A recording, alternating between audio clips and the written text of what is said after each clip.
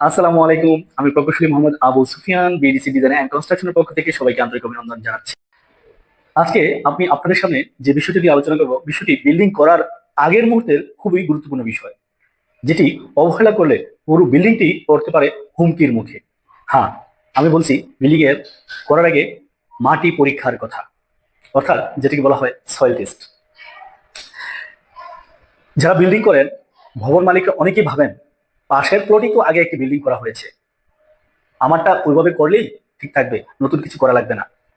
আবার বিল্ডিং মালিকরা কেউ কেউ বলে থাকেন এই যে জায়গায় বিল্ডিং করবো এটা অনেক আগের থেকে বরাদ করা, 50, 60, 100 বছর, এখানে মাটি পরীক্ষার দরকার নাই, ইঞ্জিনিয়ার সাহেব এভাবেই আপনি করে দেন। কিন্তু সমস্যাটা সেখানেই।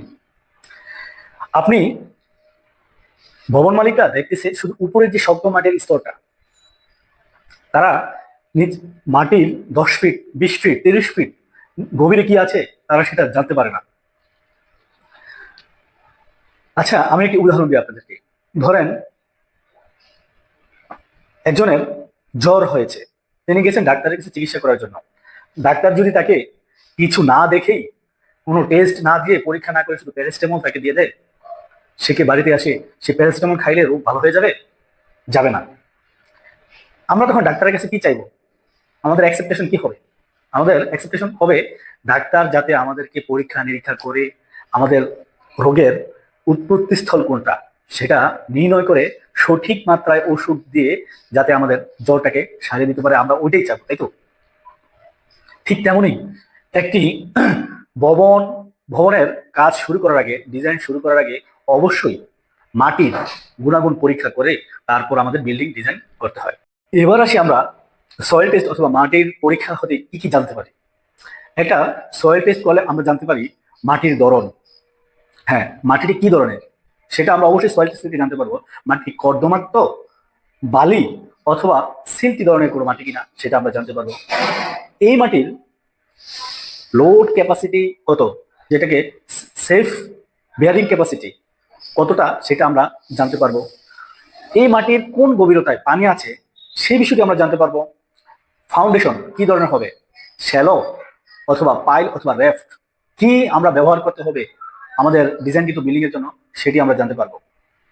আর এই তথ্যগুলো না জানলে ডিজাইনটা হবে অনুমান ভিত্তিক, যেটা হবে না ইকোনমিক্যাল, অথবা হবে না আপনার ভবিষ্যতের জন্য স্থায়ী কোনো সমাধান আমরা করতে পারবো না।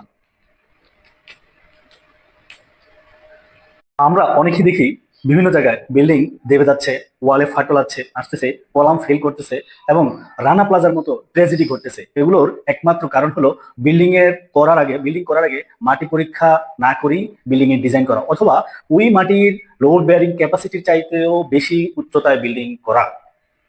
এগুলো হওয়ার একমাত্র কারণ হলো সয়েল টেস্ট না করে বিল্ডিং এর ডিজাইন করা, অথবা ওই সয়েল টেস্টের রিপোর্টকে না মানা। আমার বাস্তব অভিজ্ঞতা থেকে বলি, আমার অনেক ক্লায়েন্ট বিল্ডিং এর ডিজাইন করার আগে আমি যদি বলি আপনারা সয়েল টেস্ট করে দেন, তারা করতে অনিচ্ছা প্রকাশ করে। কিন্তু যখন আমি এজ এ প্রকৌশলী হিসেবে তাদেরকে বুঝিয়ে বলি, দেখেন আপনি 2 কোটি টাকা, 1 কোটি টাকা খরচ করে বিল্ডিং করতেছেন, আপনি বেশি লাগবে না, মাত্র 20 থেকে 30 হাজার টাকা খরচ করলেই আপনার বিল্ডিংটি নিরাপদ এবং ইকোনমিক ডিজাইনের হবে, তখন তারা অবশ্যই রাজি হয়। তাই আমি একজন ইঞ্জিনিয়ার হিসেবে আমার পক্ষ থেকে পরামর্শ হবে, আপনি যখন আপনি ভবন মালিক হিসেবে যখনই বিল্ডিং করার প্রস্তুতি গ্রহণ করবেন, প্রথমেই আপনার সয়েল টেস্ট করে নেবেন। সয়েল টেস্ট করলে তখন আপনার বিল্ডিংটি নিরাপদ ডিজাইন এবং ইকোনমিক্যাল ডিজাইন হবে। দর্শকবৃন্দ, আপনারা যারা প্রকৌশলী আছেন এবং বিল্ডিং এর মালিক আছেন, যারা বিল্ডিং করতে সামনে অগ্রসর হবেন, অবশ্যই আপনারা সয়েল টেস্ট করাবেন এবং ভিডিওটি শেয়ার করে দিবেন যাতে সবাই দেখতে পারে এবং সয়েল টেস্টের গুরুত্ব সম্পর্কে অনুধাবন করতে পারে। ভবিষ্যতেও আরো বিডিসি